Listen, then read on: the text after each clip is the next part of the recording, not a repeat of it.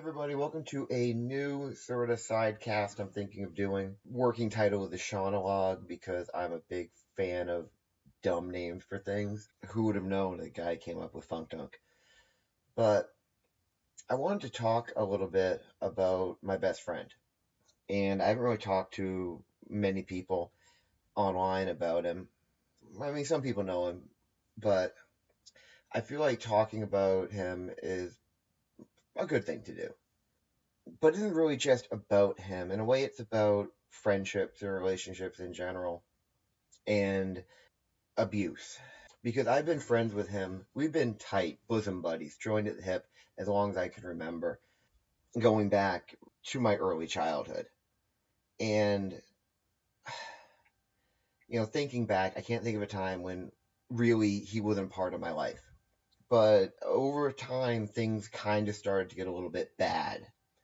And I remember the first time it was I had been at the mall in the middle of winter with another friend, and that friend's sister had given us a ride home with a bad snowstorm. She had just barely gotten her license, and I hadn't contacted my mom or told her anything about what was going on, and she was pissed at me for it. Now, this is before like cell phones were really a big thing, but there were still payphones everywhere for the young people. Those were phones you put actual coins in, or if you were like us, you tried to trick 1-800 call ATT into letting you give a message to your mom as your name. So it would say, "You have a call from Mom, pick us up at the mall, thank you. Will you accept the charges?" And then she'd hang up and pick you up at the mall. I hadn't done any of that, and my mom was upset with me. And me being all of like 15 and full of myself, I, talked back to her and, got in her face. And my best friend found out. And he clocked me right up in the like upper left corner of my head and left a huge ass bruise. And people asked me, they were worried about me later. And I lied. I was like, oh, I got lightheaded and tripped and banged my head on the sink, the way you do. And I lied because he was right. I was being disrespectful. I was being, too big for my britches. I was in the wrong in that instance with my mom, and he set me straight. And I don't think I've ever done anything like that, in relation to my mom since, and so I guess it taught me a lesson. And then it was maybe 4 years, 3 or 4 years later, that it happened again. It wasn't a pattern yet. It was a one-time thing. It happened. He beat me up once. And then I got pulled over with like half a gram of pot in my car.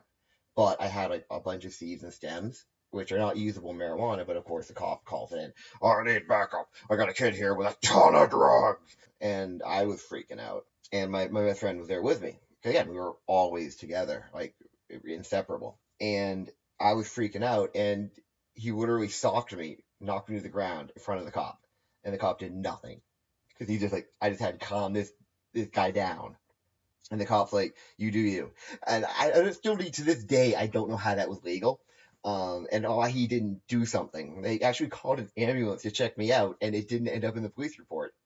It was just ended up as teenager found with drugs.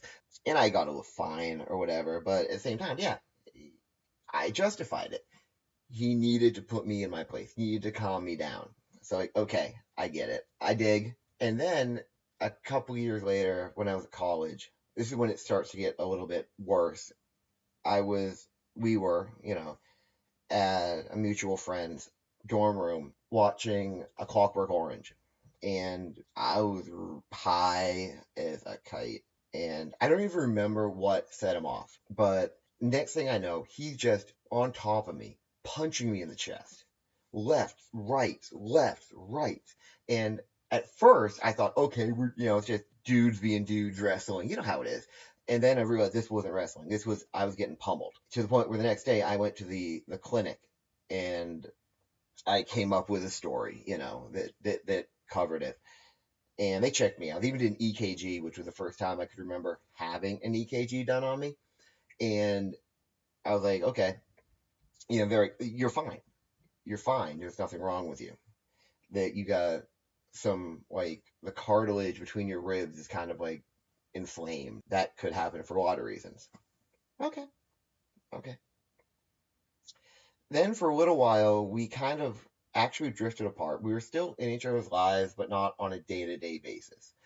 I dropped out of college. That's how I say it to myself. They totally didn't kick me out for horrible grades. I swear to God. And then I worked at Sears for a while, worked at Sam's Club, and then I was working at Domino's. And when I was working at Domino's, that's when me and him really reconnected. We kind of just got back in each other's lives, and it was like we had never been apart. And that's when the abuse started up again. I thought it was going to be better. Maybe we'd both grown up. We changed. He was still going to have my back, still going to, be my friend, but maybe maybe the hitting would stop. I guess I was really hopelessly optimistic, but it didn't. And he just got worse and worse and worse. And then after I left Domino's after 8.5 years, I went to work at my current employer. And over the last 6 years, he's put me in the hospital 3 times. I don't talk about this. I mean, most of you probably haven't heard about it. And if you're a person I don't know, of course you've never heard about it. But yeah, ambulance called on me once that checked me out, and I was like, no, I don't need transport. One time the ambulance did bring me to the hospital, and another time I drove myself. All 3 because he found me at my workplace and was mad at me for whatever reason and beat the piss out of me. And it was never on camera. He knew the way to do. Usually take me outside, and listen, I'm not getting into that part of it. But I'm a big guy, okay? I'm 6 foot, almost 6'2", about 220. I got a big ass pirate beard. The sight of me in a corner, curled up in a ball, sobbing because I got the piss beaten out of me is not a good look. But it's one I've worn, and I'm not necessarily proud of it. But it's a look I've worn, and yeah, I had people find me in that state and call ambulances. And I got seen and released, treated and released, treated and released. And I always made excuses, you know. And this is a point, I think, where you're going to ask me why. I'm going to tell you because yesterday I was taking a shower and he let himself into my apartment. He can get in. And he starts yelling at me through the bathroom door for something. And I talked him down, using words.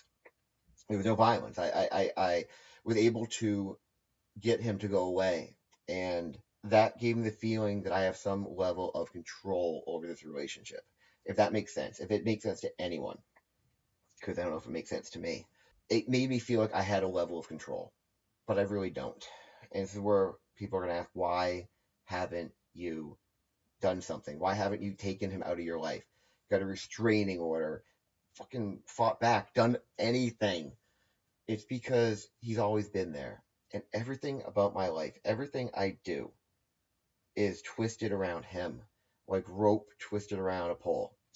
Everything I do, every choice I make is based on, is this going to make him angry? Is he going to beat me up? Is he going to get mad at me because I made that choice? And the thing is, that's how I live, because without him, I'd be dead. He's saved my life so many times because I'm not good at making decisions. I make bad decisions a lot, and he stopped me from making bad decisions so many times. So many times I've looked back and gone, shit, if I'd have done that thing I was going to do, I'd be dead right now, okay? That's where I'm at. That's where all of this is at. Without him, I wouldn't be here to complain about him. So what I'm saying is, yeah, part of me does want to get him out of my life. Even if that means moving and changing my name and getting restraining orders and whatever I have to do. But then it's like, when you have that rope, it's twisted around that pole. Yank the pole out, what happens to the rope? It falls to the ground because there's nothing to hold it up anymore. And that's me. That's where I'd be without him. I'd be just a pile of rope on the ground. Free of the pole, sure, but also useless, just lying there limp. That'd be me. And I know that I'd be healthier if I just let myself become that pile of rope on the ground and, I don't know, learn to straighten myself out on my own. But I'm scared. And he's told me, in quiet moments, that he just cares about me so much that he's willing to hurt me to stop me from hurting myself more. And I believe him every time. I believe him. And I know that I need to get out. I know that I shouldn't let him control me.